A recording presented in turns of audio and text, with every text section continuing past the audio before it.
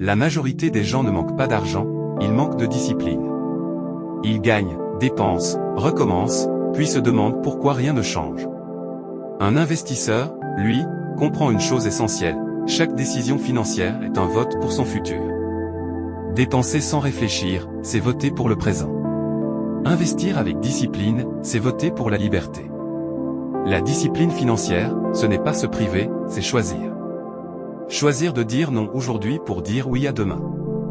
Beaucoup veulent les résultats de l'investisseur, mais refusent son comportement. Ils veulent la récolte sans la saison de plantation. Pourtant, toute richesse durable naît d'une capacité à retarder le plaisir immédiat. Un investisseur ne dépense pas ce qui reste après avoir investi. Il investit d'abord, puis il s'adapte.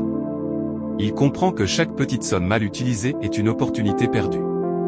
L'argent gaspillé ne disparaît pas seulement, il vole du temps à ton futur. La discipline, c'est aussi la constance. Investir une fois ne change rien. Investir régulièrement transforme tout. Ce ne sont pas les grandes décisions spectaculaires qui construisent la richesse, mais les choix calmes et répétés. Pendant que certains cherchent le coup rapide, l'investisseur construit lentement, mais sûrement. Retarder la gratification demande du courage. Cela signifie accepter d'être différent, parfois incompris. Mais l'investisseur sait que le confort immédiat coûte cher à long terme. Il préfère une douleur contrôlée aujourd'hui à un regret permanent demain. La vérité est simple, tu peux vivre comme tout le monde maintenant et souffrir plus tard, ou accepter une discipline temporaire et récolter une liberté durable. La discipline financière n'est pas une punition, c'est une stratégie. Et chaque jour où tu choisis d'investir au lieu de consommer, tu te rapproches d'une vie où l'argent devient un outil, pas une prison.